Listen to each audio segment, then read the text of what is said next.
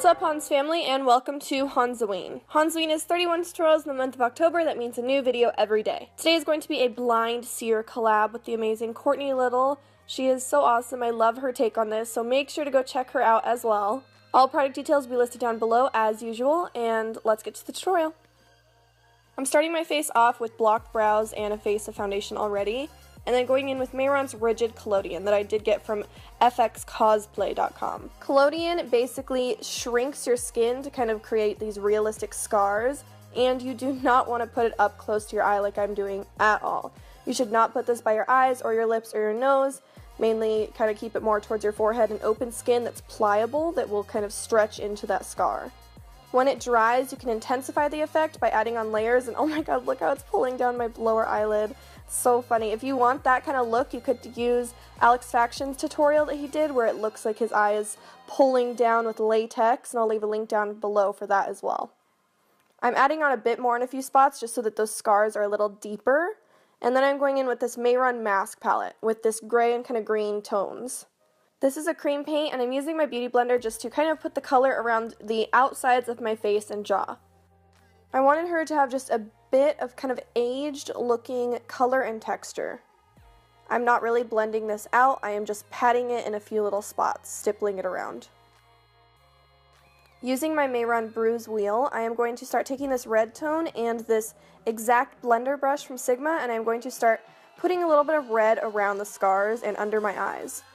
With these scars, I want them to look a little irritated. The skin around them is a little irritated. They are slowly growing back the skin, so there's a lot going on. So I'm just taking the red, and I want to kind of do it very loosely. I don't want to blend it out, and same around the eyes. Taking a little bit of this white and the lightest skin tone in this palette, I'm going to start lightening up the scars and making sure that you can see those. Usually with scars, they are a little bit of a lighter tone because that's new skin being formed, and I really wanted those to pop against the red kind of bruised tones that we have around the eyes and the scars. Using that same white and gray mix, I'm just putting this over my lips so that they kind of blend in with my skin tone, and then adding more Rigid Collodion and doing the exact same thing, just lightening up the scar and darkening around it with a little bit of red. Don't put this too close to your lips like I am, guys. I want you guys to be safe, and I want you to use caution. So if you are going to do this look, just do it close to your lips or close to your eyes, but not all the way up like I'm doing them. You know, with these products, you got to be careful, and make sure to do this in a very ventilated room because it is very, very strong. I'm bringing the pigment down my little lines of my lips a little bit, just so it looks like I'm frowning, and then using a brush to add a little more texture, stippling the gray and green with a little bit of that black tone cream paints around the sides of my face. She's a blind seer lady, but she got to have an eye on her forehead so that she can actually see what's going on. So I'm using some white body paint just to fill in an eye shape that I drew. You should look at a reference picture when doing this, but I didn't. I've done quite a few drawn on eyes, as you guys have seen in possibly my Jorogumo Spider Lady video. I drew on 4. So I'm just filling that in and then taking the Saucebox palette, and I want to start adding in shading around the eye. I'm doing it on the top of the eye to show that there would be a shadow cast from the eyelid, and just darkening that up as you go. Use a neutral tone palette. The Saucebox one is perfect for that. And you want it to make it look like the center of the eye is popping forward the most, since it is circular. Darken up around the iris, because usually most irises have a little bit of a dark ring around them. And then add in your pupil with a little bit of black body paint. Draw in where the crease of your eye would be, just a little higher than your actual eye, and first draw the line and then blend that pigment upwards. Same with the bottom of the eye. Your eyes do have a little bit of a crease on the bottom as well, and put a little shadow towards the corner of the eye too, because we want this eye to look like it's really popping off our skin. The tear duct of the eye would be a little glossy, so add a few little pops of highlight there, and one in the center of your lower rim of your eye. If you look at eyes closely, they have these little tiny lines of color, so I'm just taking white body paint and I'm drawing little tiny lines, focusing more towards the bottom of the eye because the top of the iris would be mostly covered in shadow. Shade the iris if you need to, and then we're going to draw on the bright highlights of the eye because the eye is glossy and wet. I'm doing it in 2 little spots, and then I am drawing the ring because usually I am looking in a ring light, so I'm drawing that on the center of my eye, but you wouldn't have to if you're not actually looking into a ring light. I want these eyes to look kind of bloodshot, so I'm using a little bit of red body paint just to lightly add in some veins, and then some black body paint just to draw on the eyelashes. Again, if you've never drawn one before, just use a reference picture. The eyes need to match in with my actual eyes, so I'm just taking that red cream paint from the bruise wheel and adding in some red bruises around the eye just to have a nice cohesive look. And then darkening underneath my brow bone because that's where lots of shadow would be. Still using the red and brown from the bruise wheel mixed. And doing it on my lips too because I want my lips to look bruised and fucked up because my lady, I don't know what happened to her. She's all kind of fucked up though.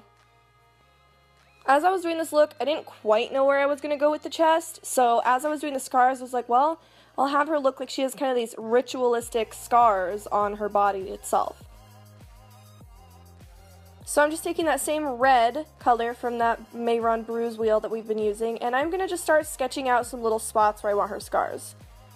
I didn't have too much of an idea about this, I just kind of wanted it to look like crop circles around her chest, kind of facing up to her face.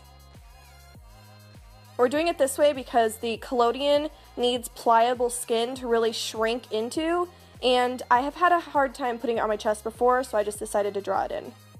Make sure that the red is really messed up. We don't want just nice straight lines. This is where scars have been. Scars are not perfect. They don't usually form perfect lines. They're kind of messy.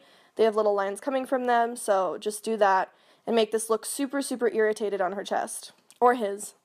His or her and everything in between. Whatever. For the center of the scars, use that same mixture we used earlier, the white mixed with the lightest skin tone, and we're just going to put it in the exact center. Still keeping with the fact that these wouldn't be perfect straight lines. You can see I'm not really drawing them on, I'm slowly dabbing them on, and I'm also doing this because you don't really want to disturb much of the red that's going on. If you dab this cream color on top, it should stay pretty opaque, but if you do a lot of blending and swiping, it can mix in with the red to get kind of a pink tone. In the areas where the scars connect, I'm making the white portion a little larger.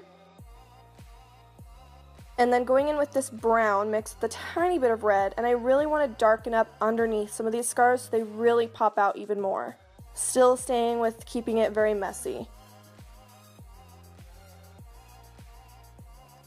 Doing a few fine touches by adding in a little bit more texture with the darker color and tuning up a few of the scars. And let me just put in my contacts.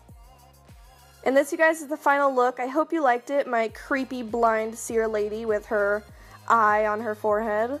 Very different from what I'm used to doing, but it was fun. Please make sure to check out Courtney. She's the shit. She's so awesome. Such a sweet girl. Make sure to subscribe if you haven't already, and I will see you guys tomorrow.